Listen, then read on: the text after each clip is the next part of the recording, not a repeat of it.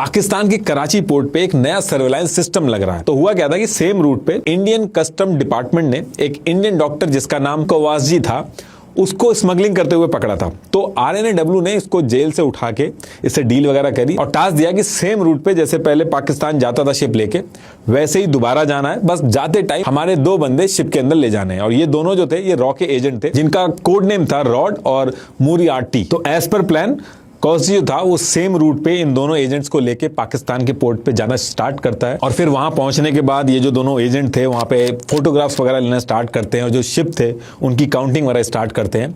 और फोटोग्राफ जब ये ले रहे थे तो इसी टाइम पे इनकी नजर एक स्ट्रक्चर पे पड़ती है जिसके ऊपर एंटी एयरक्राफ्ट डिफेंस बैटरी लगी हुई थी। अब देखिए ये चीज थोड़ी सी अनयूजुअल थी क्योंकि ऐसी एंटी एयरक्राफ्ट गन्स और रेडार सिस्टम पीस टाइम पे नहीं दिखते हैं, इमरजेंसी या फिर वॉर के टाइम पे ही दिखती हैं। तो ये जो इंटेल थी ये सारी इंटेल भी इंडियन नेवी के पास पहुंचा दी जाती है। तो ये सारी चीजों को जब जोड़ा गया तो यहां से समझ में आ गया कि पाकिस्तान मन बना चुका है वॉर का। और ये जो PNS Ghazi bay of Bengal की तरफ बढ़ रहा है, जैसे ही आईएनएस विक्रांत को गिराएगा उसके बाद पाकिस्तान वॉर स्टार्ट कर देगा। तो यहां से इंडिया भी अपनी प्रिपरेशन तेज कर देता है। और पीएनएस गाजी जो बे ऑफ बंगाल की तरफ बढ़ रहा था एग्जैक्टली वो है कहां, उसकी लोकेशन पता करना बहुत इंपॉर्टेंट हो चुका था इंडिया के लिए। और पीएनएस गाजी जो था वो 16 नवंबर 1971 को ये जो ओखला पोर्ट है इसको क्रॉस कर चुका था और यहीं से अपने कोऑर्डिनेट्स वगैरह भेज के पाकिस्तान के हेडक्वार्टर में इन्फॉर्म भी किया था इसने। और फिर इसके बाद कोलंबो की तरफ जाना स्टार्ट करता है। नेवल एयरफील्ड जो थी गोवा की वहां पे पहुंचा, फिर कर्नाटका पहुंचा, फिर मैंगलोर पोर्ट की तरफ पहुंचा। इन सब को क्रॉस करता हुआ 18 नवंबर 1971 की रात को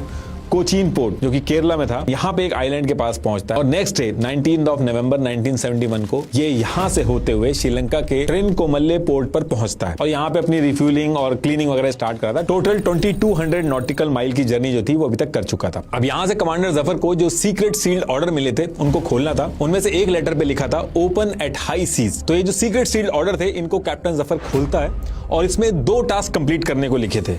एक लिखा था go to Madras and sink INS Vikrant और दूसरा टास्क ये था कि इन केस आईएनएस विक्रांत को सिंक ना किया जा सके तो विशाखापट्टनम पोर्ट के आसपास पहुंच के माइंस बिछानी है। तो ये जो दूसरा टास्क लिखा हुआ था, ये जो इंडिया ऑपरेशन एक्स के थ्रू पाकिस्तान के शिप्स उड़ा रहा था, उसका बदला लेने के लिए दूसरा टास्क सेट किया गया था। इसीलिए उन सीक्रेट ऑर्डर्स में लिखा गया था कि किसी वजह से अगर पहला टास्क पूरा ना हो पाए तो हर हाल में विशाखापट्टनम पोर्ट के पास माइंस जरूर लगानी है। तो यहां से पीएनएस गाजी की जो टीम थी और कमांडर जफर था उसको एग्जैक्ट आइडिया लगा था कि इनको यहां पे आईएनएस विक्रांत को गिराने के लिए भेजा गया है। तो कमांडर जफर अपने टास्क को पूरा करने के लिए धीरे धीरे करके आईएनएस विक्रांत की तरफ बढ़ना स्टार्ट करता है। और वहीं दूसरी तरफ जो इंडियन इंटेलिजेंस थी इनको पता चल चुका था कि PNS Ghazi bay of Bengal तक पहुंच चुका है। और वो इसलिए पता चल चुका था क्योंकि पीएनएस गाजी इस पूरे रास्ते में शॉर्ट मैसेजेस, जिसको शॉर्ट एचएफ बर्स्ट भी कहते हैं, इसके थ्रू पाकिस्तान हेडक्वार्टर से बीच बीच में अपना ट्रांसमिशन ओपन करके बात कर रहा था। तो इन शॉर्ट मैसेजेस को पकड़ने में तो इंडिया के लिए दिक्कत हो रही थी। तो इंडिया क्या कर रहा था उस समय